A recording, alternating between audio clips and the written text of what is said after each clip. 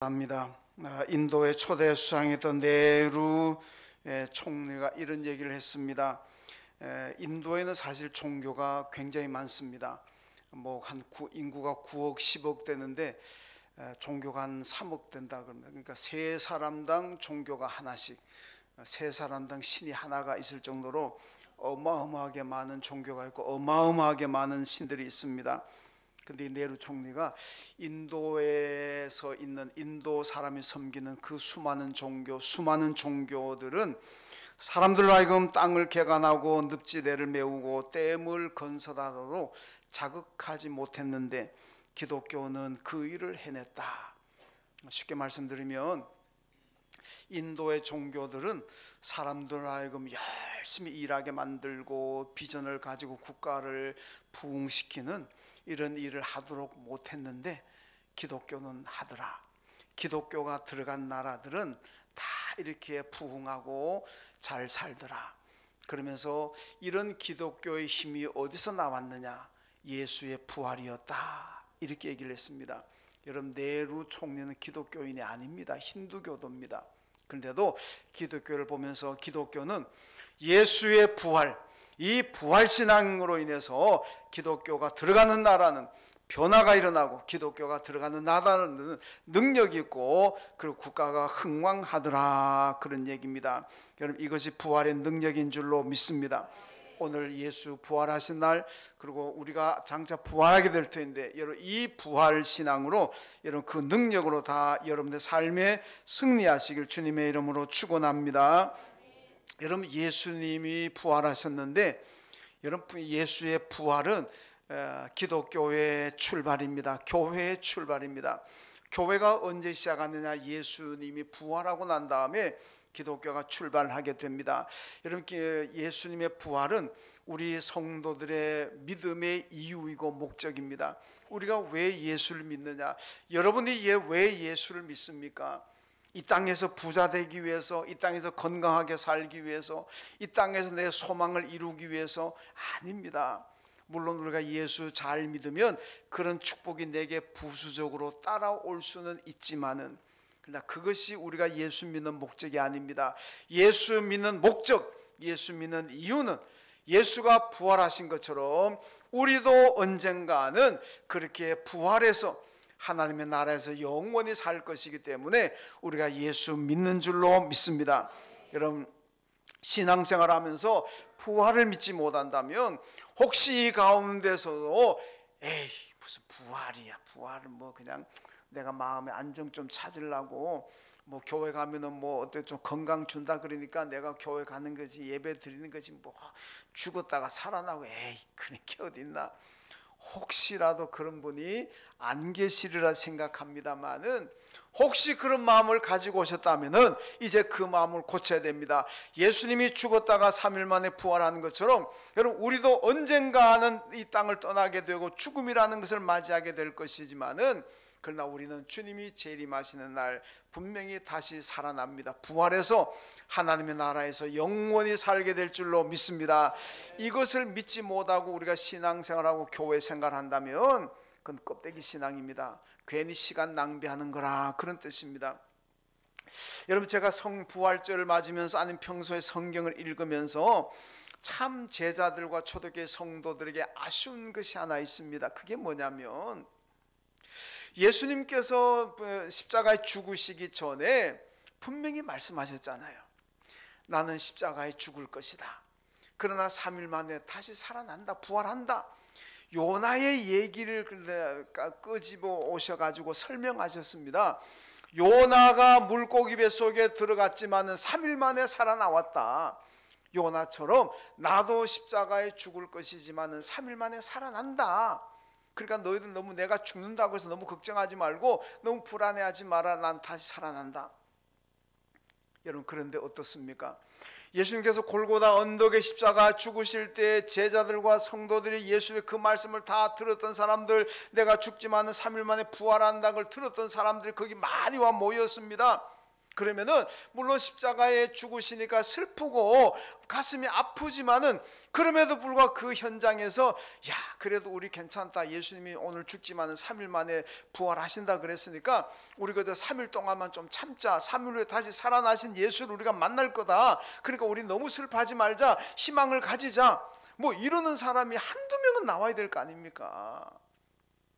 그런데 아무도 없잖아요. 그냥 다 끝났다 생각하고 울고 통곡합니다. 부활하신 날 새벽에는 어떻습니까? 제자들도 무덤에 달려가고 여인들도 무덤에 달려갔습니다. 가서 보니까 예수를 묻었던 무덤이 비어 있습니다. 시체가 없습니다. 그러니까 아이고 누가 우리 예수님의 시체를 도둑질해 갔나? 여러분 세상에 시체 도둑질한 사람이 어디 있습니까? 도굴이라는 걸 하잖아요. 그 안에 무덤을 파내가지고 귀한 물건을 꺼내가는 사람은 있지만은 그 시체를 다 섞어가지고 냄새나고 이 시체를 도둑질해 간 사람 세상에 어디 있습니까? 그런데 여인들 제자들이 예수님의 시체를 누가 도둑질해 갔다고 애통해하면서도 3일 만에 부활하신다는 예수님의 그 말씀을 아무도 기억을 못합니다. 그냥 슬퍼하는 거예요. 누가 시체 도둑질해 갔다고. 여러분 조금만 예수님의 말씀을 귀담아 들었다면은, 그 예수님 말 3일 만에 살아난다는 것을 조금만 믿었더라면은 부활한 날 새벽에 가가지고 시체가 무덤이 비어 있을 때 우와 환성을 질렀을 거 아닙니까? 우와 예수가 살아났다. 여러분 그리고 감동의 물결이 되었지 않겠습니까? 그런데 아무도 그걸 기억하지 못했고 아무도 그걸 믿지 않았습니다. 그러니까 부활한 그 현장에서도 오히려 예수님이 시체가 없어졌다고 통곡하고 있는 이런 모습을 참 그 볼 때마다 좀 마음이 좀 그렇습니다. 뭐 세상 말로 좀 거시기 합니다. 하긴 뭐 저도 그 시대에 있었더라면 저도 그랬을 것 같아요. 뭐 저라고 뭐 별볼을 읽겠습니까만은 하여튼 성경 읽을 때마다 그래도 예수님의 수제자 정도였으면은 그럴 만한데 그런 게 없는 게 참 안타깝다 그렇게 생각합니다. 여러분 예수님의 부활은 분명히 일어났고 예수님처럼 우리도 분명히 부활하게 될 줄로 믿습니다. 오늘 본문에 기록된 고린도전서 15장은 우리가 별명을 부활장이라 그렇게 이름을 붙였습니다. 여러분 우리가 성경에 보면 그 별명 붙은 장이 몇 개 있잖아요. 예를 들어 고린도전서 13장은 사랑장이고 히브리서 11장은 믿음의 장이고 뭐 그런 거 있잖아요. 그리고 저 마태복음 13장은 뭐 비유장이고 이사야 6장은 이사야 소명장이고 예레미야 1장은 예레미야 소명장이고 뭐 하여튼 뭐 이런 있는데 고린도전서 15장은 부활장이다. 왜? 이 사도 바울이 예수의 부활과 우리의 부활을 쫙 기록하고 있기 때문에 전부 다 부활에 대한 말씀입니다. 예수님이 부활했습니다. 우리도 장차 부활합니다. 이걸 딱 기록한 것이 바로 고린도전서 15장입니다. 오늘 본문도 예수님의 부활, 우리 성도의 부활을 설명하는 일부분인데 한 부분인데 오늘 본문 앞에 본 4절에 보니까 예수님은 성경대로 살아나셨다 이렇게 말씀하고 있고 17절부터 19절까지 말씀 보면은 만약에 예수님의 부활이 없다면은 우리의 믿음도 헛것이고 우리는 여전히 죄 가운데 살아가게 될 것이고 우리는 다 망한 사람이다. 그리고 세상에서 가장 불쌍한 사람이 예수 믿는 사람이다. 왜? 예수가 부활하지 못했다면은 예수의 말이 거짓말이고 예수님이 우리가 사기쳤다면은 부활하지도 않으면서 부활했다 그런 거 사기친 거잖아요. 그러면 그분을 믿고 따랐던 우리 예수 믿는 사람이 얼마나 불쌍한 사람이냐, 바보 같은 사람이냐 그 얘기입니다. 그런데 오늘 보면 20절에서 반전이 일어납니다. 20절 보면은 그러나 이제 그리스도께서 부활하심으로 잠자는 자들의 첫 열매가 되셨다. 만약에 예수님이 부활하지 않았더라면 우리는 망한 사람들이고 우리는 세상에서 가장 불쌍한 사람들이지만은 그러나 예수님께서 부활하셔서 부활의 첫 열매가 되셨다 이렇게 말씀합니다. 여러분 첫 열매란 게 무슨 뜻입니까? 예수님이 스타트를 끊었다는 얘기입니다. 그 예수를 따르는 사람도 예수님이 부활을 첫 열매로 부활하셨기 때문에 예수 믿는 사람들도 다 예수님처럼 부활하게 된다는 이것을 바로 부활의 첫 열매다 그렇게 말씀하고 있습니다. 오늘 15장 보면 42절부터 44절까지 말씀 보면 이런 부활의 신비에 대해서 말씀하고 있습니다. 여러분도 저도 예수를 믿고 구원받았기 때문에 언젠가 우리가 세상을 떠나서 죽지만은 그러나 우리가 다시 살아나고 부활하게 됩니다. 그 부활의 모습이 어떤 모습일까? 야, 내가 뭐 100세, 90세 돼가지고 주름살도 많고 한데 그러면 내가 죽을 때 그 모습대로 부활할까? 아니면 내가 죽을 때 몸이 아파가지고 몸도 시하게고 다 말랐고 몸이 볼품이 없는데 부활할 때도 그럼 그 모습으로 부활할까? 내가 나이가 어린 아이로 있다가 내가 먼저 세상을 떠났는데 그 어린 아이의 모습으로 부활할까? 뭐 좌우전 뭐 세상에선 사람들이 나보고 얼굴 못생겼다 그러는데 혹시 부활할 때도 그러면 내가 사람들 못생겼다는 그 모습으로 부활할까? 아닙니다. 부활할 때는 가장 아름다운 모습으로 부활할 줄로 믿습니다. 오늘 42절부터 44절까지 말씀 여기 보면은 죽은 자의 부활도 그와 같으니 이렇게 시작합니다. 자, 여러분 우리가 장차 세상을 떠나 죽겠지만은 예수님이 재림하면 다시 부활합니다. 저와 여러분이 부활하는 그 모습이 어떤 모습일까? 자, 앞에 영상에 말씀 뜨는 거 읽습니다. 시작. 죽은 자의 부활도 그와 같으니 썩을 것으로 심고 썩지 아니할 것으로 다시 살아나며 욕된 것으로 심고 영광스러운 것으로 다시 살아나며 약한 것으로 심고 강한 것으로 다시 살아나며 육의 몸으로 심고 신령한 몸으로 다시 살아나나니 육의 몸이 있은즉 또 영의 몸도 있느니라. 아멘. 여러분 이게 우리가 다시 살아나게 될 부활의 모습입니다. 오늘 여기 말씀 보니까요, 썩을 것으로 심고 썩지 아니할 것으로 다시 살아난다. 여러분 사람은 아무리 건강하더라도 딱 죽는 순간부터 썩습니다. 맞잖아요, 그죠? 썩습니다. 그런데 부활 때 모습은 썩지 아니할 모습으로 살아난다 그랬습니다. 그 얘기 뭐냐? 안 죽는다는 얘기입니다. 썩지 않는데 안 죽고 영원히 산다. 여러분 그 다음에 또 보면은요, 욕된 것으로 심고 영광스러운 것으로 다시 살아난다. 여러분 우리는 다 이 땅에서 죄를 가지고 살아가 죄인들입니다. 그런데 부활한 모습은요, 영광스러운 죄가 없는 모습으로 살아납니다. 지금 우리가 죄 가운데 살아가고 내 안에도 죄가 있는 늘 회개하지 않습니까? 그러나 부활의 모습은요, 죄가 없습니다. 천국 가는 사람이 죄 가지고 갈 수가 없습니다. 부활할 때 우리의 모습은 죄는 싹 사라지고 의로운 모습으로 그래서 영광스러운 모습으로 다시 살아나는 겁니다. 또 약한 것으로 심고 강한 것으로 다시 살아난다 그랬습니다. 우리는 세상 살아가다 보면은 사고 나서 몸이 약할 수도 있고 다쳐서 아니면은 나이가 들었기 때문에 몸이 약해질 수도 있고 이런 병도 걸리고 저런 병도 걸리고 많은 병마와 씨름합니다. 몸이 약합니다. 세월이 자꾸 가면 젊은 날에는 내가 정말 쌀 한 가마도 그냥 번쩍번쩍 들어 올렸는데 여러분 나이 먹어보세요. 그거 되는가? 안 되잖아요. 그런데 그래서 그렇게 살다가 마지막에 힘 다 없이 세상을 떠나는 게 보통 사람들의 일반적인 모습이잖아요. 그런데 부활의 모습은 아니라는 겁니다. 강한 모습으로 다시 산다. 여러분 요한계시록 21장에 보면요, 부활의 모습은요, 천국 가는 사람들은 죽지도 않고 슬픔도 없고 아픔도 없고 곡하는 것도 없고 이게 부활의 모습인 줄로 믿습니다.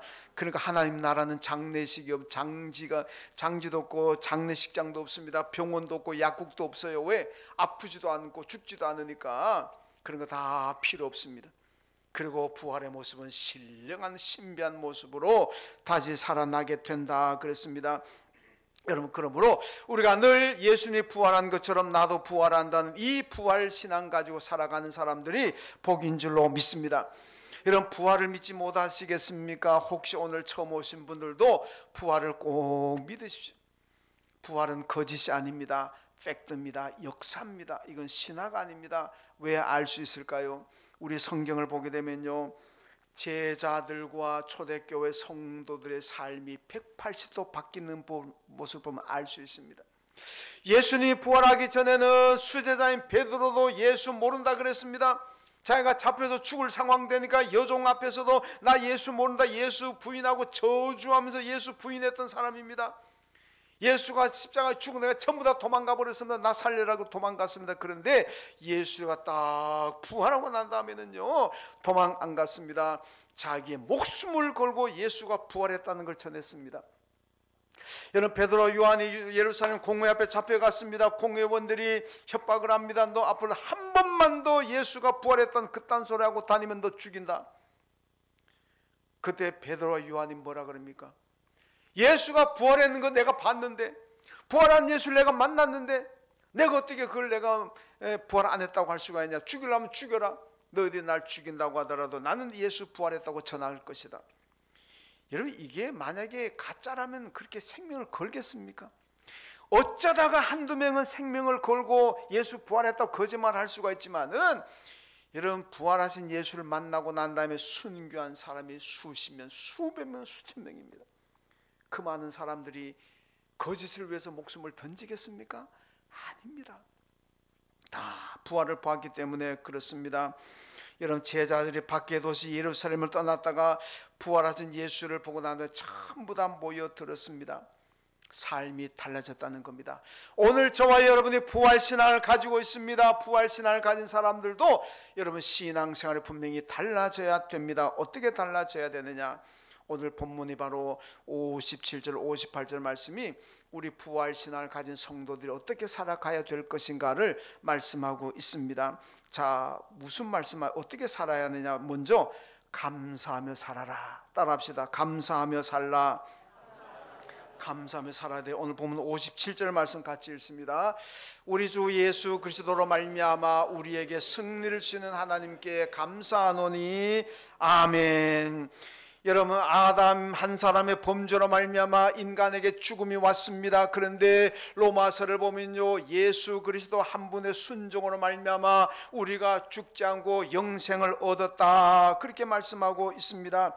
하나님께서 독생자 예수를 세상에 보내신 것도 우리를 멸망에서 구원하셔서 영원한 생명을 주시기 위해서 하나님께서 독생자 아들 예수를 세상에 보내셨다고 말씀하고 있습니다. 이걸 우리가 분명히 믿어야 될 줄로 믿습니다. 여러분, 이게 바로 죽음을 이긴 승리입니다. 우리가 영생을 가졌다는 것, 이게 바로 죽음을 이기는 겁니다. 죽음을 이기지 못하면 영생을 어떻게 누리겠습니까? 여러분, 세상의 종교들이 기독교를 많이 모방하고 요즘 말로 벤치마킹을 많이 합니다. 성경에 많이 나와 있는 고대 근동 지역의 바벨론이라는 곳인데, 이 바벨론에서 보면요, 성경과 똑같은 얘기들이 많이 나옵니다. 뭐 똑같이나 비슷한 얘기 많이 나옵니다.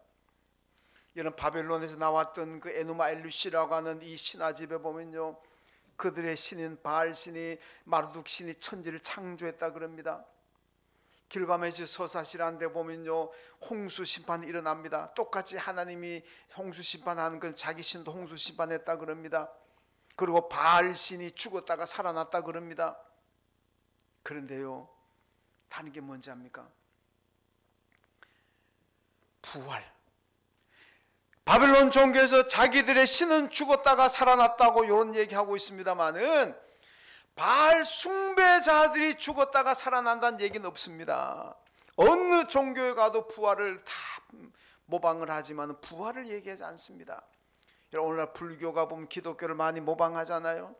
참불대를 만들고 참불가를 만들고 무슨 겨울 학교, 뭐 여름 학교, 우리 교회 성경학교 하는 것처럼 불교, 원래 불교에 그런 게 없으면, 불교에 무슨 노래가 어디 있습니까? 그런 거 없으면 맨날 그건 목탁도 들고 연불하는 거지, 그들의 무슨 참불가가 없습니다.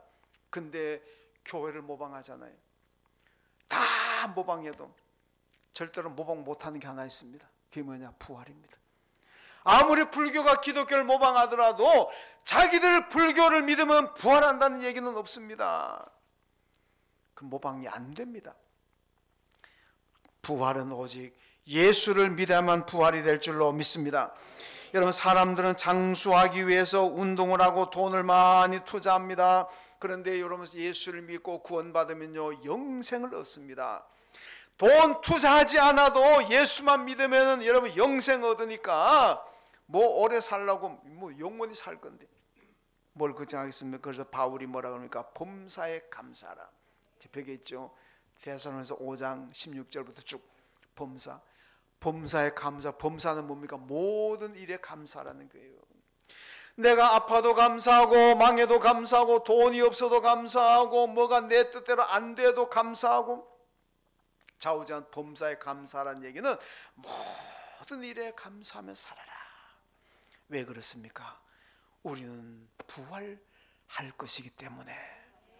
세상에서 몇 년 살면서 뭐 좀 부족하고 그거 좀 없다고 신경질 나고 짜증나고 얘란 모르겠다고 그러고 디리받으려고 그러고 그러지 말라는 거예요. 우리는 부활해서 하나님 나라에 영원히 사는데 뭐 이 세상 조금 살아가면서 그거 좀 부족하다고 뭐 그거 좀 더 탐내려고 그렇게 황당하지 말고 부활신앙을 가지고 감사하며 살아라. 여러분, 저는 부활합니다. 여러분도 부활합니다. 그 부활신 하나님께 감사하며 사시기를 주님의 이름으로 축원합니다. 그 다음 두 번째, 부활신앙을 가진 사람은요, 흔들리지 말라. 따라합시다. 흔들리지 맙시다. 오늘 보면 58절 말씀 읽습니다. 시작. 그러므로 내 사랑하는 형제들아, 견실하며 흔들리지 말고 항상 주의 일에 더욱 힘쓰는 자들이 되라. 이는 너희 수고가 주 안에서 헛되지 않는 줄 알미라. 아멘. 이런 부활신앙은 내게 시련이 오고 유혹이 오고 고난이 와도 삶의 현장에서 많은 어려움이 생겨도 그것 때문에 내 믿음이 흔들리지 않아야 됩니다. 내가 뭐 조금 일이 안 좋은 일이 생겼다고 해서 교회 갈까 말까 흔들리고, 좀 교회 와가지고 안 좋은 거 봤다고 해가지고 아이고 예수 믿을까 말까 흔들리고 그러지 말라는 겁니다. 여러분, 교회 다니고 예수 믿으면 천국에서 영생을 누리는데, 그거 뭐 조금 내가 마음 아픈 일 생겼다고 조금 실망스러운 일을 봤다고 해서 그것 때문에 내가 믿음을 버리고 믿음을 포기한다면 이게 얼마나 어리석은 행동이겠습니까? 여러분, 부활신앙을 가지고 절대로 흔들리지 마세요. 교회는 사람들이 모이는 곳이기 때문에 때때로 안 좋은 일 들을 수도 있고 안 좋은 일 볼 수도 있습니다. 그것 때문에 나 예수 안 믿을 거야, 교회 안 나갈 거야, 얼마나 어리석은 일입니까? 여러분, 영생을 얻는데 교회에서 누가 오지마, 입구에 막아서가 당신 오면 안 돼 막 밀쳐도 그래도 죽으라고 뒤밀고 들어야 될 줄로 믿습니다. 누가 총 들고 서가지고 너 교회 오면 너 쏴 죽인다 그래도 죽이려면 죽이라고 교회 와야 될 줄로 믿습니다. 왜? 교회 와야 영생 얻잖아요. 이 땅에서 잠깐 살지만 천국에서 영생 얻는데 그까짓 누구 오지 말라 그런다고 나 안 오고 그러지 말라는 겁니다. 여러분, 흔들리지 말아야 돼요. 여러분, 초대교회는 박해로 믿음이 흔들렸습니다. 오늘날은요, 나를 힘들게 하는 사방으로 우겨싸고 있는 많은 문제들, 실존의 문제들, 삶의 문제들로 인해서 내 믿음이 흔들릴 때가 참 많습니다. 아마 여기 계시는 분들 가운데도 믿음이 흔들릴 때가 많을 거예요. 예수 믿을까 말까, 내가 예수 믿었는데도 이런 일이 생기는데 교회 갈까 말까, 이게 흔들리는 겁니다. 절대로 흔들리지 마세요. 흔들리지 않는 믿음을 가지려면요, 부활신앙을 가져야 될 줄로 믿습니다. 예수가 부활한 것처럼 나도 부활한 이 믿음 가지면은 흔들리지 않습니다. 여러분, 누가복음 17장에 보면요, 나인성 과부가 자기 하나밖에 없는 독자 아들이 죽었습니다. 이제 장례식 행렬이 무덤에 묻기 위해서 갑니다. 그 어머니가 과부고 독자인데 그가 죽었으니까 얼마나 슬퍼하겠습니까? 동네 사람들도 같이 장례행렬 따라가면서 슬퍼합니다. 우리나라 장례식 가면 아이고 아이고 그러잖아요. 요즘은 그런 거 안 해요. 옛날에 제가 어릴 때 시골에 보면 장례식 하면은 상주들은 눈물이 안 나와도 이 조문객이 문상객이 오면은 아이고 아이고 이래야 돼요. 곡을 해야 돼요. 안 하면은 그건 쌍놈입니다. 그건 무조건 해야 돼요. 뭐 막 웃고 있다가도 사람 오면 딱 서가지고 아이고 아이고 이러거든요. 그 꼭 해야 돼요. 맞죠? 예, 그거 안 하면은요, 그 양반 아닙니다. 양반 취급 안 해버려요. 요즘은 그런 문화 이제 많이 탈피했습니다만은, 여러분, 사람들이요 따라가면서 다 너무너무 슬프잖아요. 과부의 독자가 죽었으니까.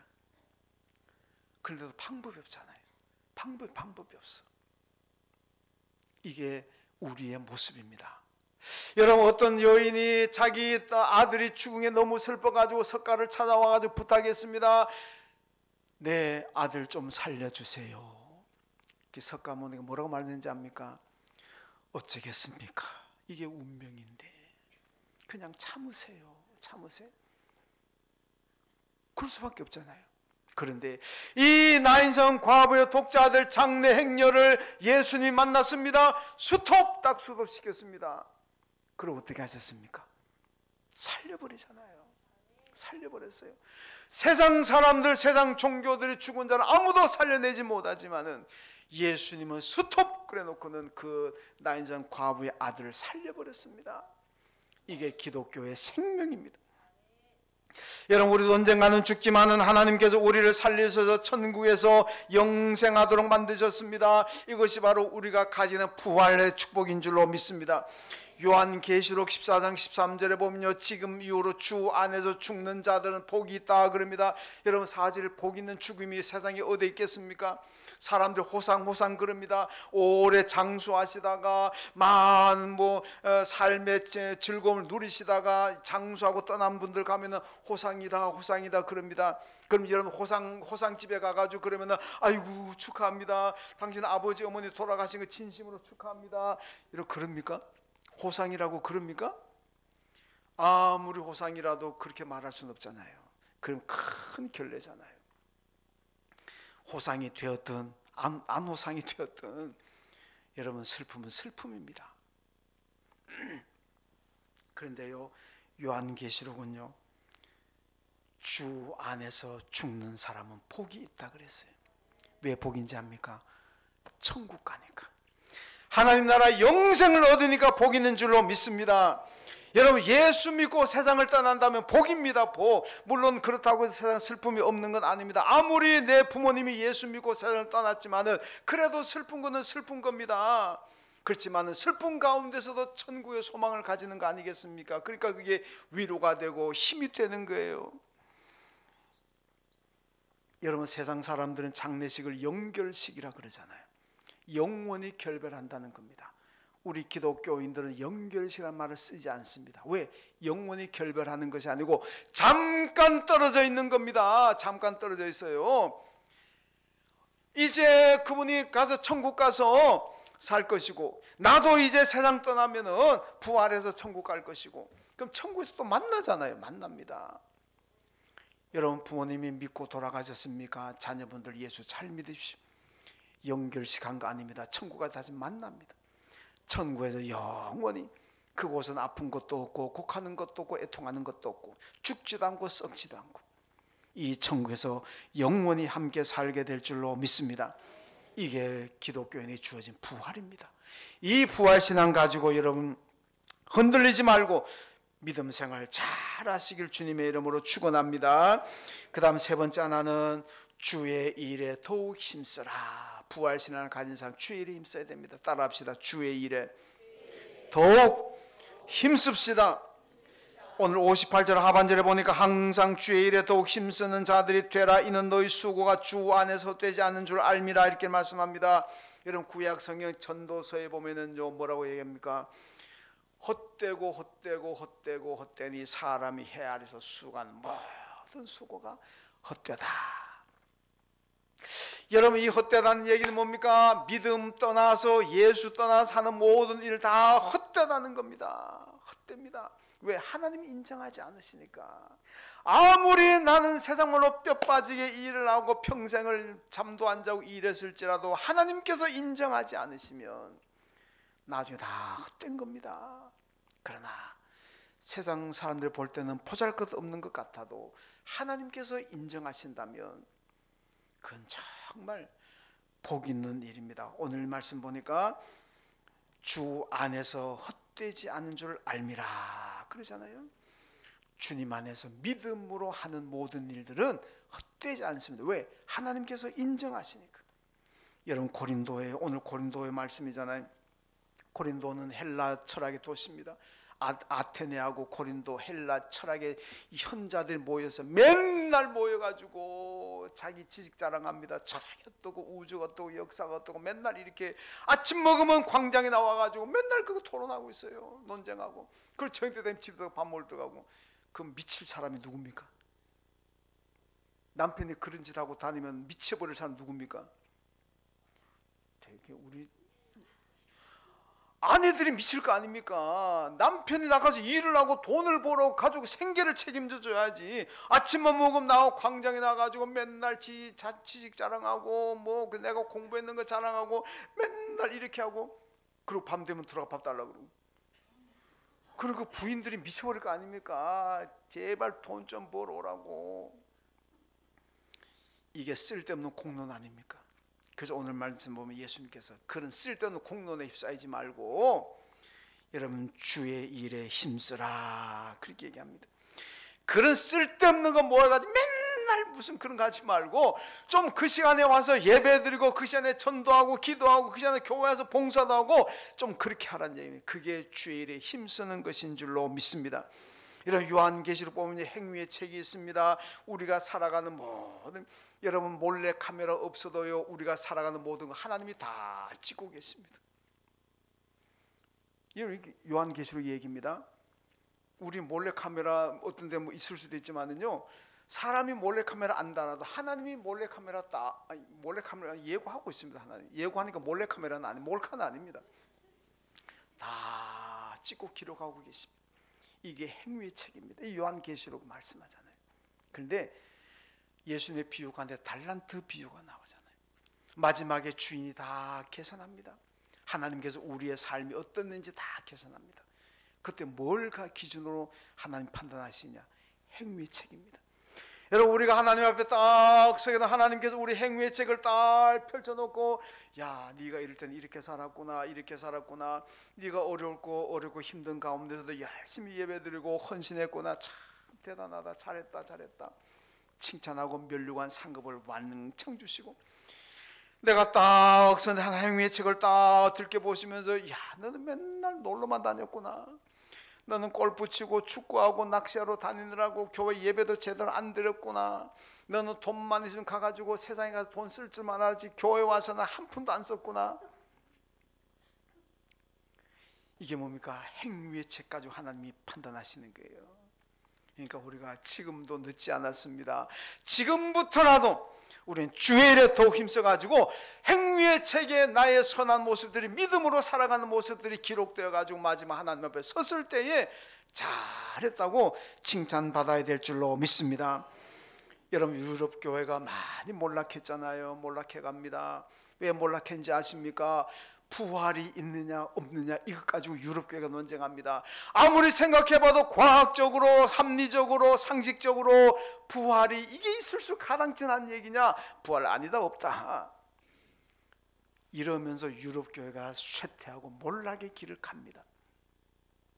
여러분 제가 여러 해 전에 유럽 갔을 때 제가 일부러 유럽 교회를 다녀, 프랑스 파리에서도 교회, 큰 교회 제가 찾아갔고, 여러분 그 노르웨이 오슬로 갔을 때, 핀란드 헬싱키 갔을 때도요 일부러 제가 큰 교회들 찾아갔어요. 그래서 주일 예배를 드리는데 교회가 텅텅 비었어요. 교인이 없어요. 젊은 사람도 없고 나이 드신 분들 그저 1, 20명 뭐 그 큰 예배당에 한 1, 20명, 20, 30명 노인분들만 계시더라고요. 왜 그렇게 번성하던 유럽 교회가 이렇게 몰락했습니까? 예수의 부활을 부정하는 순간입니다. 뭐 이게 과학적으로 이게 가당치는 얘기냐? 이게 어떻게 이게 우리 보고 이걸 믿으라 그러느냐? 말도 안 되는 얘기다. 그러니까 교회가 몰락의 길로 가는 겁니다.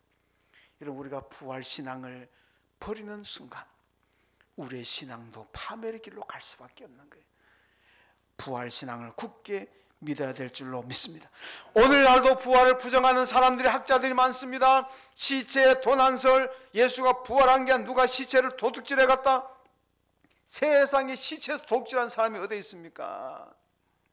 환상설, 부활하지 않은 제자들 그냥 너무너무 부활한 예수를 생각하다 보니까 환상에 보았는데 그걸 부활로 착각했다. 기절설, 예수가 정말 죽은 거 아닌데 너무 고통을 잠시 기절했는데 죽은 줄 알고 사람들이 무덤에 갖다 놨는데 나중에 기절했다 깨어나서 살아나왔다. 이래서 부활을 부정하는 학설들이 오늘도 판을 치고 있습니다. 여러분, 거기에 우리가 넘어가면 안 됩니다. 오늘 본문이 뭐라 그럽니까? 그런 일을 보더라도 흔들리지 말고 부활을 믿어라. 흔들리지 말고 믿어야 될 줄로 믿습니다.